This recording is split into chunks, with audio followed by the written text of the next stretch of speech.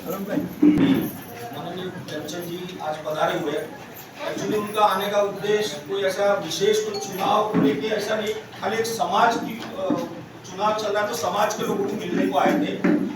Unfortunately उनको आना था जल्दी, लेकिन आज मुंबई में इसके लिए मैंने बोला कि सर इधर आए तो 10 मिनट 15 मिनट में आपको जो भी कोई आपके दिल में कोई सवाल मेरे मन में कोई। देखिए, मैं अभी क्षेत्र में अभी घूम रहा हूँ। मैं जो जनता का जो मानस देखा, जो मन देखा, जो भारतीय जनता पार्टी के साथ और गठबंधन के साथ है, क्योंकि माननीय यशस्वी प्रधानमंत्री नरेंद्र मोदी जी का जो विजन है और जो सोच है उनकी विकसित भारत की, उस विकसित भारत को सफल बनाने के लिए भारतीय जनता पार्टी एक राष्ट्र नीति तैयार करने वाली, राष्ट्र निर्माण का काम करने वाली पार्टी, जिसपे एक रीति और नीति और संस्कार की पार्टी है।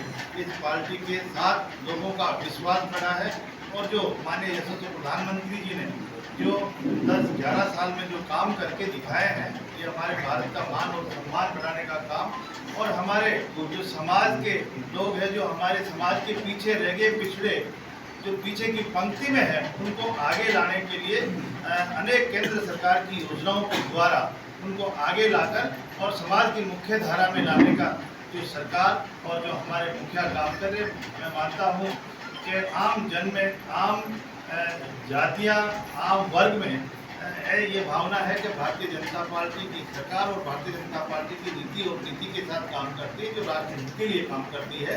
इसलिए इन चुनाव माहौल में भारतीय जनता पार्टी के गठबंधन की सरकार निश्चित रूप से महाराष्ट्र में बनेगी।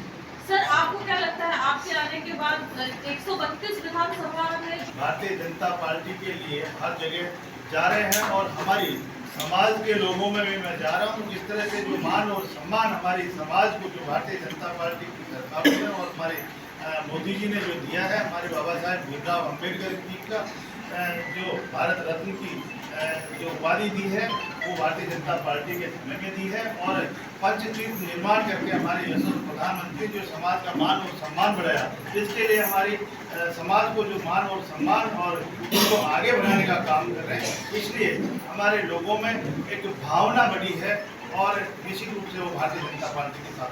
सर, आप लोगों से मिलने उनकी आप प्लान है? देखिए, स्थानीय व्यक्तियों की जब उनको विकास की दृष्टि से आगे बढ़ाने का काम करेंगे, हमारी सरकार आएगी तो निश्चित रूप से यहाँ पर विकास की कड़ी को आगे बढ़ाएंगे, विकास की गति को आगे बढ़ाएंगे और हमारे जो पिछड़े जो हमारे लोक कल्याणकारी योजनाओं का लाभ नहीं पहुँचा, उन लोगों को लाभ पहुँचा के उनको मुख्य धारा में लाने का काम करेंगे। सवाल वही छूट रहे कि लोगों की समस्याएं क्या है, अब लोगों से मिले, क्या क्या समस्या लोगों को? राष्ट्र भावना लोगों के मन में होनी चाहिए और राष्ट्र नीति तैयार करके जब राष्ट्र का निर्माण जो 2047 का विकसित भारत का जो विजन है, वो विजन हमारे यशस्वी प्रधानमंत्री युवाओं के हाथ में देना चाहता है। जो आज का युवा है, 2047 इनके हाथ में जाएगा। इस भावना को लेकर आगे बढ़ेंगे तो विकास और आदमी की सामाजिक दृष्टि से ऊपर। सर, सवाल है कि कल जो है महंगाई का रेट जो है भारत में इस साल में सबसे ज्यादा था, 6.21 था। तो ऐसे में सरकार महंगाई की रोकने के लिए क्या करने वाली है? देखिए, जब भी भारतीय जनता पार्टी की सरकार जब भी करती है, हमारे इस देश के लिए, इस राज्य के लिए जो हित में है और राज्य के उत्थान के लिए काम करेगी, राष्ट्र के लिए काम करेगी। सर, नालासोपारा और वसई विधानसभा क्षेत्र अंतर्गत जितने भी राजस्थानी समाज के लोग हैं, उन लोगों से किस तरह से आह्वान किया जा रहा है कि वह महायुति के उम्मीदवार के पक्ष में वोट दें? अभी मैं राजस्थानी लोगों से यहाँ भी मिला हूँ और राजस्थान के लोगों में बहुत भावना है। हमारे भी यहाँ भारतीय जनता पार्टी की सरकार है और जिस तरह से हमारे जो वहाँ पे यशस्वी मुख्यमंत्री हमारे राजस्थान के हैं, एक गरीब किसान के बेटे और एक मैं भी छोटे से गरीब किसान का बेटा हूँ जिसको मुख्यमंत्री बनाया है।